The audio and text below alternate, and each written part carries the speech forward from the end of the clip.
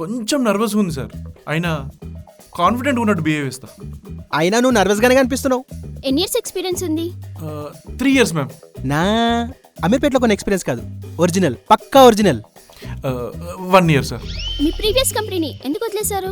Career growth కోసం ma'am అని అంటారనుకున్నారా? మా టీమ్ లీడ్ గారు పెద్ద సైకోవాడు మ్యామ్. వాడు రోజు నన్ను చాపని రాగినట్టు రాకుతుండే మేడం. హైక్ కోసం అని వాడి దగ్గరికి వెళ్ళి అడిగితే వాడి ఇచ్చిన హైక్ సార్ కాటన్ బీర్లు కూడా రాలేవు సార్.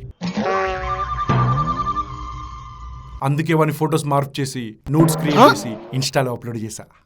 సాడిజం 4th phase లో ఉన్నావు నువ్వు. ఆ తర్వాత ఏమైంది? ఏముంది సార్, మా మేనేజర్ కి ఫాలోయింగ్ పెరిగిపోయి నీడే photo and this angle and that angle and చాలా కామెంట్స్ వచ్చాయి సార్. ఓవర్ నైట్ సెలబ్రిటీ అయిపోయాడు సార్ వాడు.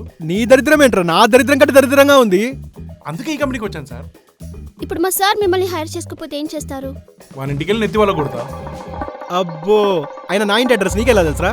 సార్ నేను మీ ఇన్స్టా ఫాలో అని సార్. మీ home tour, bathroom tour, kitchen tour అన్ని వీడియోలు చూసాను సార్. మీ అండర్వేర్ ఎక్కడ అరెస్ట్ అవ్వడో తెలుసు సార్ నాకు. అలాంటిది మీ ఇంటికి వచ్చి మీ నెత్తి వాళ్ళ కొట్లేనా? హలో, బెదిరిస్తున్నావేంటి? భయపడే వాళ్ళు ఎవరు లేరు ఇక్కడ. నువ్వేంటమ్మా మధ్యలో? పగిలేది నా నెత్తి.